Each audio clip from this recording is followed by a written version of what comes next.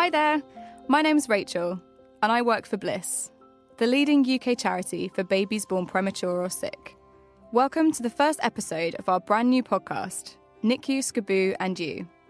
In this episode, we'll be talking about neonatal care and parents' mental health. We hope to bring you helpful information and support, whether you're currently on the unit or at home.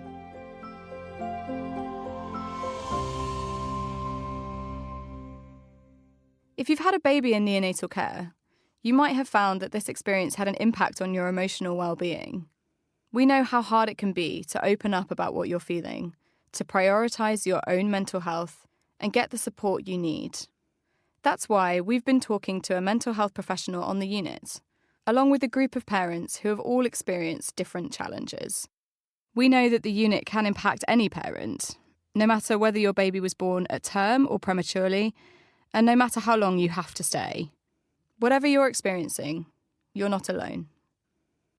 The people we talk to in this episode are very honest and open about what they've been through.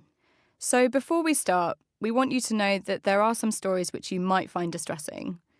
These include descriptions of flashbacks and feelings of anxiety and depression. Knowing where to turn if you are struggling can often be the first challenge. Katie Gray, a psychoanalyst working as part of the neonatal team at University College Hospital in London, explains what parents on the unit have to face. When people have babies, what they expect is that they're going to take those babies home and begin a life with them. And just the mere fact that every day parents have to walk off the neonatal unit, leaving their precious babies in the care of total strangers, is unbearable. The feeling of being overwhelmed was one that many parents we spoke to recognised. Here's Peter, dad to Olwen and Iona, who were born prematurely. I mean, it's by far and away the most intense experience of my life, and it's like you're just in a kind of state of shock, and also, you know, moments of elation and moments of teariness and everything that, yeah, I don't really worry about my mental health at all at the time. I was just trying to get on with it and trying to put everybody else first, really. Nikki and Tony, whose twins Izzy and Jack were born at 27 weeks and 5 days, described the atmosphere when they first arrived on the unit. I think for me, the atmosphere in there is just the beeping. There's just lots and lots of beepings on the machines. And even now, if I hear the beeps on a TV programme or something that's on a hospital, it just sort of takes you right back into that moment. But also how calm it is. And I don't think before I went into a neonatal unit, I would have thought that it was a calm environment. I would have thought it'd be very busy and hectic, but everyone is silent. And even when things happen, you know, bad things happen where they're having to rush to babies that have crashed or whatever, it's just all done so calmly. Mel, a mum of two whose youngest daughter Amaya was delivered alone in the hospital bathroom at 24 weeks, remembers what it was like. One of the things I remember first was the intense heat because of all the incubators, and also a smell. I don't know how to describe the smell, and it's even now, if I pop back in to see everyone in neonatal, there's just a distinct smell that takes you back to being there. The beeping of machines is scary. There's lots of incubators there, lots of machines, lots of wires, lots of families looking worn out. Here's Peter again. I think what sort of slowly started to crush us really was the kind of long haul, and that sort of like that sense of a marathon that you're running where you just don't know where the end is, you know. It's like keeps going. That was, I think, what we found really hard. Kelly also found the uncertainty one of the hardest things to deal with. She had twin boys, Henry and Stanley, earlier than expected. I'm just someone that likes to sort of plan ahead and know what's going to happen. So I found it quite hard in there that it literally could change in an instant. So we just started to realise that you've got to just plan ahead for 1 hour or just take an hour at a time. And it is amazing how much you adapt, because that is not what I'm normally like at all. So if someone told me I had to do that, I'd think I couldn't. Katie tells us that parents often find themselves having to manage the unmanageable on the unit. The paradox of a neonatal unit is the one thing that most relatively normal parents want is to be given a certain outcome of what's going to happen to their babies. And it's the one thing the staff can't give, because things change on a neonatal unit, not even on a daily basis, but on an hourly basis. Humanly, we long for certainty, and on a neonatal unit, there is very little of that. Having said that, what parents can do, if, for example, information is important to them, they can make sure that they get regularly updated by staff. They can be present for ward rounds. They can ask for meetings. They are their babies, and they are entitled to as much or as little, because some parents do not want to be overwhelmed with lots of medical and technical information, as they wish. So how does Katie help parents? I work with all parents in that nobody has to be seen to be not managing or desperate or not being the way they ought to be on the unit. I introduce myself to all parents around the time of the baby's admission, and then they can use me in whatever way they wish throughout their baby's stay on the unit, and indeed after their baby's gone home. Some parents like to speak to me more or less every day at the cot side. Some parents like to make a regular appointment every week and come off the unit and speak to me away from the unit. Some parents like to speak with me when things are particularly difficult or if their baby's unwell. The neonatal environment can clearly have an intense impact on parents. So what does mental health and emotional well-being really look like on the unit? Is there such a thing as a normal reaction to your baby being in neonatal care? I think if you could think of most relatively normal human emotions, we get them all on a neonatal unit. Anger, rage, helplessness, frustration, misery, despair, hope, and they can all come on the same day. Parents sometimes expect themselves to always be okay, to always be able to manage, whereas actually nobody can always be okay when they've got a sick or a premature baby, and it's really important that they can try and take that pressure off themselves to not always be all right, and to be able to say to the nursing staff, to the medical staff, I'm not having a good day, or this isn't a good time for me to tell me something or do that, because nobody can always be all right. There's no right way to be on a neonatal unit, but in a very general way, people who are fortunate enough to come from secure backgrounds of loving networks of relationships often find those relationships a real help as they negotiate a neonatal journey. For those who are not fortunate enough to be tied into secure and loving relationships, it can be really precarious. So what did the parents we spoke to experience? Here's Tony and Nikki again. I mean, we were talking the other day, weren't we, about it? And I sort of almost gained an obsession with the stats. Going in, picking the charts up, learning about certain, white blood cells, knowing, raising that, and the saturations, the saturations. I was just any number. obsessed with it. I became obsessive, and every day I picked the clipboard up. I'm probably interpreting it all wrong, but it just in my mind. If because everything was on the observations were all monitored, I was looking at any little glimmer of hope to see improvement. Like if the oxygen went down, or if the drugs went down, or whatever it may have been, and I became quite obsessive with that, didn't I? And that's not. I wouldn't say that's really me. No. As normal me. But that was one way I sort of unintentionally tried to cope with it. And it doesn't matter if your baby's been in there a day or 2 days or 6 months. It's when your kid's taken down to that unit, that has to be the most frightening thing. I've said this to people before. The amount of weeks in there is kind of an irrelevance. Getting told your baby's going down there, your heart's going to beat just as fast as the person who's been in there 6 months is 1 day. So how can parents recognise the difference between reacting in a way that's to be expected and needing more support? We asked Katie about this. Some parents arrive on a neonatal unit with pre-existing struggles with their mental and emotional health. And clearly, if you are struggling, then having a premature or a sick baby is not going to be helpful with any of that. So they are immediately put under extra stress. other parents who have never experienced any kind of emotional or mental health struggles can find themselves feeling very anxious, can find themselves not sleeping. But within the context of having a premature or a sick baby, I would say that is all in the realms of the ordinary. In fact, I would go so far as to say anybody who is not struggling with having a baby on a neonatal unit is somebody I would be far more concerned about, because I would be wondering how much they're registering of what's going on. Speak to the staff around you. Staff on neonatal units are not just there to care for the babies, although that's their primary role, of course. But we always say on our unit, if we have the baby, then we have the family. And it's really important to care for them. All of the parents we spoke to described their experiences as a type of trauma, something so unexpected and hard to process. Kelly told us about flashbacks she experienced and feeling like she couldn't process what was happening.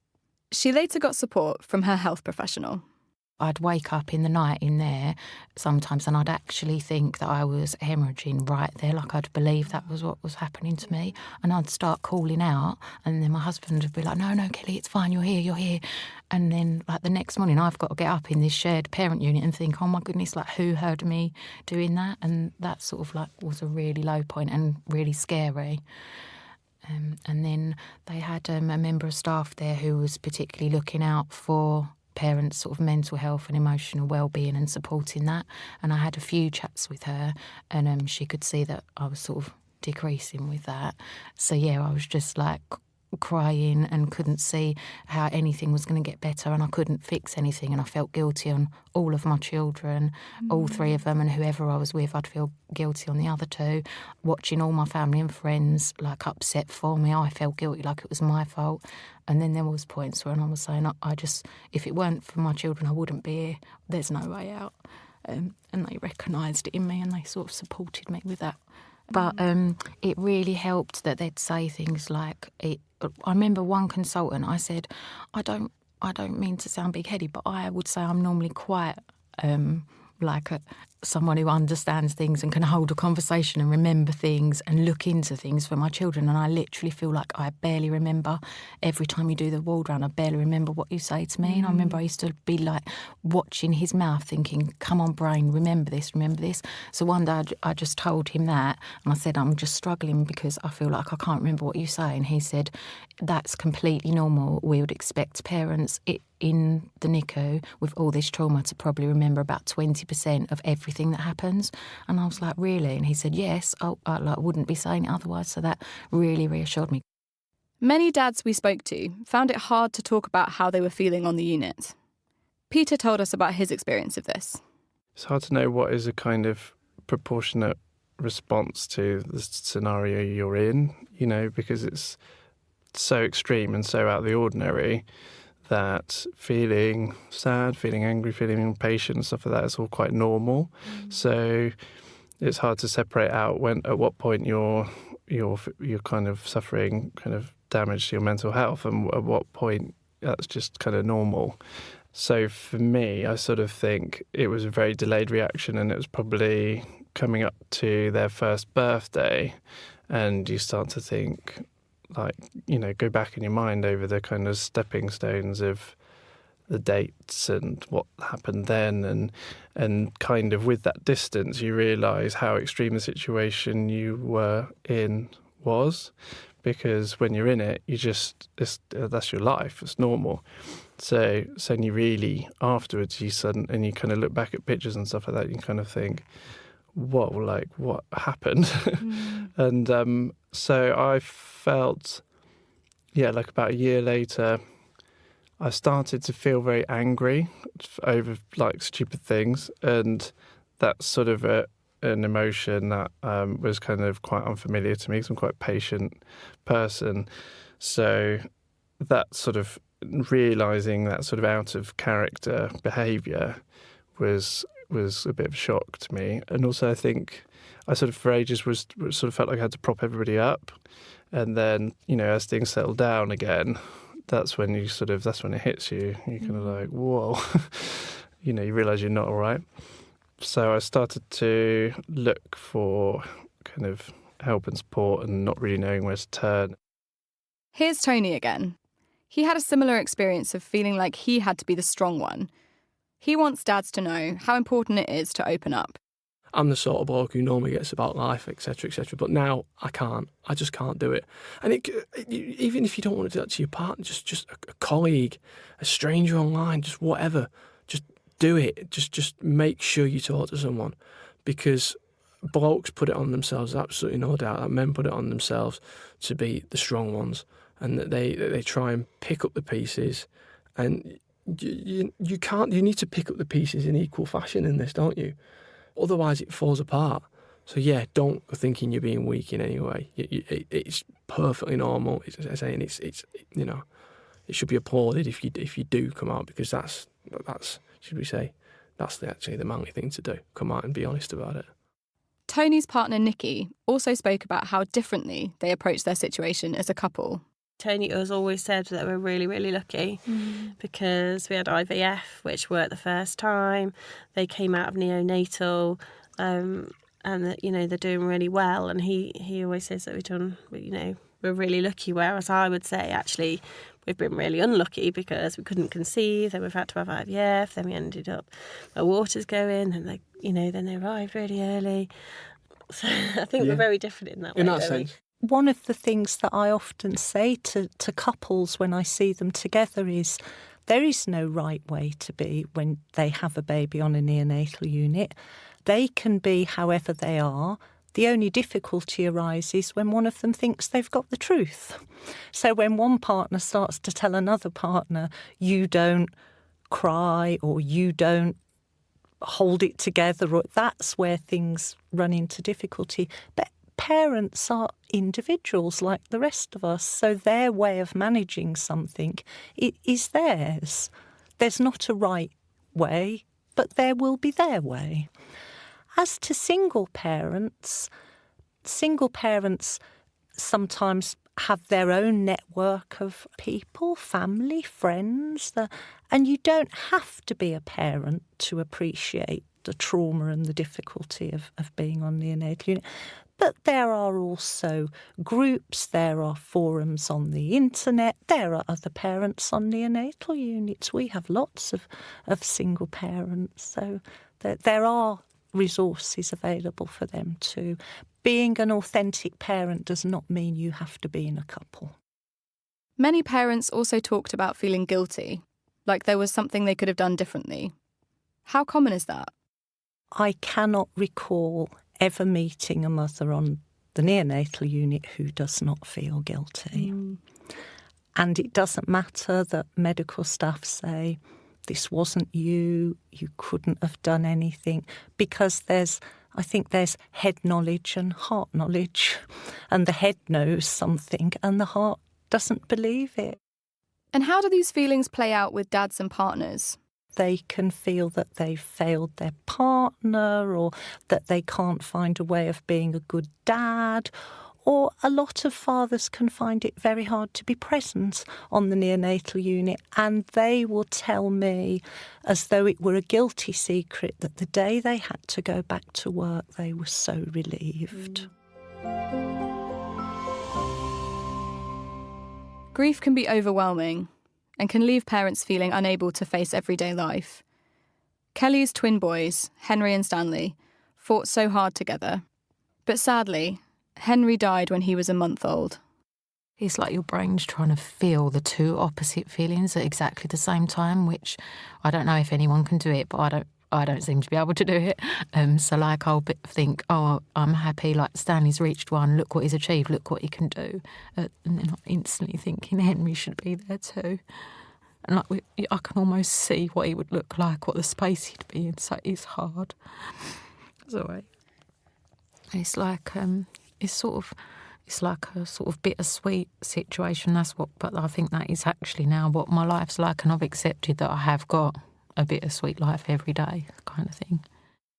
Experiencing grief when a baby dies is an expected emotion at a time which is incredibly difficult for parents. But what can surprise some people is the grief they might experience if their baby survives. Katie tells us more about this. I think for the vast majority of parents who have severely premature or severely unwell babies, there is always grief. Because as far as I can see, with every pregnancy, there are two babies. There's the flesh and blood baby and there's the fantasy baby. Now, if all goes well, at around 9 months, when the baby comes into the world, the fantasy baby and the flesh and blood baby will merge around the time of birth or a day or two later, and all moves on. If there is illness, if there is disability, if there's severe prematurity, the flesh and blood baby and the fantasy baby do not match. And what parents in those situations have to do is grieve the loss of the baby they were expecting, their fantasy baby, and get to know and come to terms with the baby that they have. And it's really difficult emotional work, but it is so common. From Casey's experience and the parents we spoke to, it's clear that being on the unit can have a big impact on parents' mental health. In a recent survey Bliss carried out of almost 600 parents, 80% said their mental health had got worse after their time on the unit. So what support is available for parents? And what do parents find the most helpful? Here's Mel talking about what helped her. We knew there'd be consequences if we didn't feed the cats, if we didn't pay our bills. We didn't, at that point, stop and think there'll be consequences if we don't look after our own mental health. It's hard to step away from that incubator. It's hard to walk out of those doors sometimes. But sometimes even just to go for a walk, as silly as that might sound, I sometimes just didn't want to talk to anyone at all. But take even a few minutes out, just go even or read. Or it sounds so there's me trying to say this to parents knowing I didn't do it myself and knowing how hard that is, but being the other side of it's so important. I looked at things like CBT, cognitive behavioural therapy, which can sort of give you techniques as to understand your mind better. Here's Peter again. He found support in other ways. And I also got a lot of use out of an app called Headspace, which just helps you kind of understand like things like anxiety and stuff like that. And there was a particular technique which I found really useful where it talks about, it's called noting. So you sort of say, basically you acknowledge how you feel by sort of labelling that emotion. So if you're feeling anxious, just noticing that you are anxious and sort of accepting that actually kind of reduces the intensity of that feeling. And I found that really useful. Having an extra child was an extra kind of strain because it meant, you've got to have food in the house, you've got to take him to nursery and things like that. But on the other hand, he was the reason I kept going as well because, he was just a 3-year-old boy and he was excited about seeing his sisters and getting the bus and things like that. And yeah, I don't know how I'd have got through it without him in some ways. Yeah, so on one hand, it was an additional kind of factor to consider, but I certainly think he propped us both up. Just a 3-year-old boy. It's pretty amazing, really. So how does Katie recommend parents try to take care of themselves? The place to start, as far as I can see, is with the basics. You eat, you sleep, you stay hydrated, you do not spend 24 hours at the cot side. Having said that, I don't think it's our place as staff to tell parents to go from the cot side, but people who have very premature, very sick babies are in for the long haul, and so it's a matter of them working out that balance between attending to themselves and being able to be with their babies. But the basic things of looking after physical well-being are the place to start. And in an emotional way, there's the respecting your own emotions. I sometimes say to parents, try and show yourself a little compassion. So rather than criticising yourself for being tearful or thinking it's really hard to walk onto the uni or thinking I'm having a bad day, think, of course it's hard. I'm doing an impossible job here. Making a time to do something for yourself, no matter how small. meeting a friend for a cup of coffee, having a favourite meal when you get home at night. It doesn't matter. If it gets you through and it helps, do it. If you're worried about your mental health, Katie recommends talking to a professional on the unit or your GP. Talking about how you're feeling with someone you trust and feel comfortable with is often a good first step. We know that not all units have someone like Katie. That's why we're bringing her support, as well as the real experiences of parents, to more people through this podcast. If you're on the neonatal unit, whatever you're feeling, you're not alone. You can read more of the parent stories that you've just heard on our website, as well as finding more information about how you might be feeling, what support might help you, and how you can look after yourself. If you found this podcast helpful, please share it, like it and review it to help us reach more parents. Details of all Bliss's work for premature and sick babies in the UK can be found on our website, bliss.org.uk. Thank you for listening, and see you again soon. We'll leave you with one last thought from Peter. I think it is amazing to see how powerful a £1 baby is. You know, they're so small, and I remember when my wife first held one of them, she said I expected her to feel kind of more brittle in a way, and she didn't. She felt like really strong, and you know, they are kind of really programmed to fight their way through it.